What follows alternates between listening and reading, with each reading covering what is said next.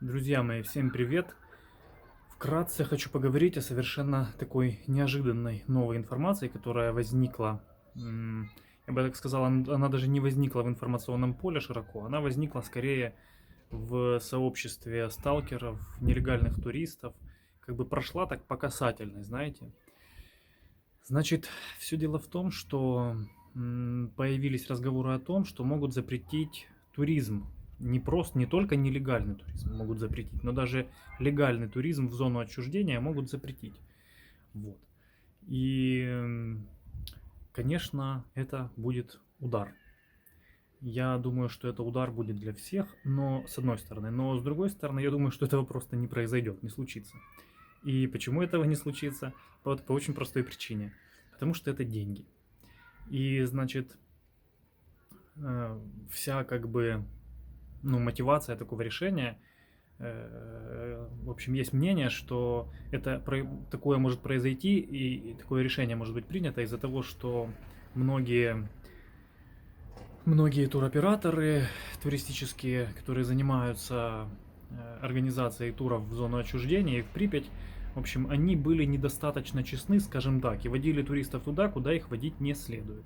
И в частности упоминается там один оператор, ну, всем известный оператор, я его лично озвучивать не буду, ну, как бы зачем? А вдруг это все в итоге, как я на самом деле и думаю, окажется вообще не стоит, ну, что это, в общем, и не произойдет.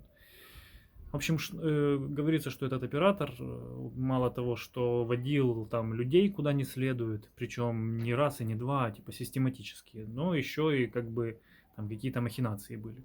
На самом деле махинации были у всех, и все водили поголовно людей, ну, не знаю, все не все, но, наверное, ну, там почти все, короче, многие. То есть это повальное явление, я вот к чему. То есть, по идее, как бы людей нельзя там водить на крыше, да, в Припяти. Но при этом постоянно можно видеть туристов на крышах. Каждый день можно видеть их там. И водят их все туда, и никто вообще как бы, ну, там особо не запаривается такими вопросами. Вот.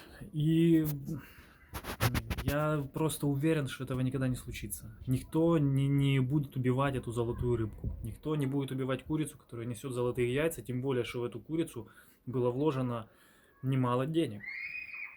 Это объективно так. И тем более, когда в стране намечается, не то что намечается, а уже есть падение ВВП, падение доходов, короче, с экономикой проблемы, потому что как бы война, и я тут, наверное, нового ничего не скажу, все мы это понимаем.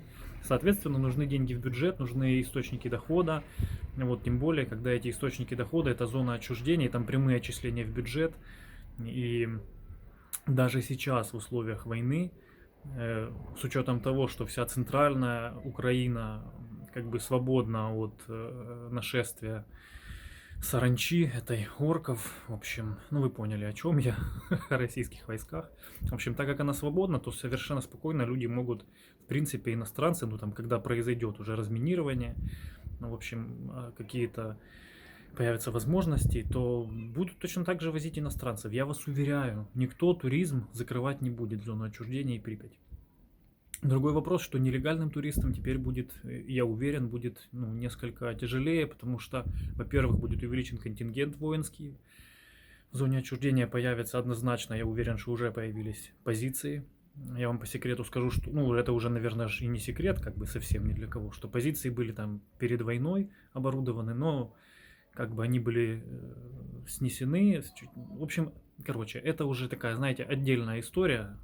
Я думаю, мы ее касаться не будем, потому что часть информации есть в общем доступе, часть информации в общем доступе нет. Хотя я ее знаю, так как у меня просто есть подписчики, которые воюют. И они мне там со мной чем-то делились. Но я не уверен, что это следует выносить на широкую общественность. В любом случае, там как бы очень много заминированных мест. Вот, и в Припяти, как недавно была такая информация, тоже Христогрозев сообщал, что в Припяти размещали 200 человек из частной военной компании, не Вагнера, а там другой компании, новосозданной.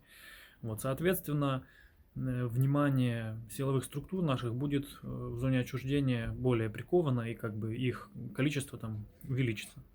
Вот, соответственно, нелегальным туристам, сталкерам будет несколько тяжелее. С другой стороны, если вы же гражданин Украины, у вас все нормально с документами, вот, я думаю, что, несмотря на то, что словить вас могут с большей вероятностью, нежели ранее, но если вы не занимались никакой противоправной деятельностью, там, не сотрудничали ни с какими оккупационными войсками, с российской армией там, и так далее, то в принципе, ну, будет штраф. Ну, все будет как обычно, короче говоря. Может быть, будет просто более длинное интервью, и уже не просто там с полицией, а еще и с представителем СБУ. Вот. Ну, там проверят, может быть, телефон, ну, то есть такие вещи. В любом случае, в скором времени какого-либо потока сталкеров или туристов вообще ожидать не стоит. И с этим нам просто нужно смириться. Слава Украине!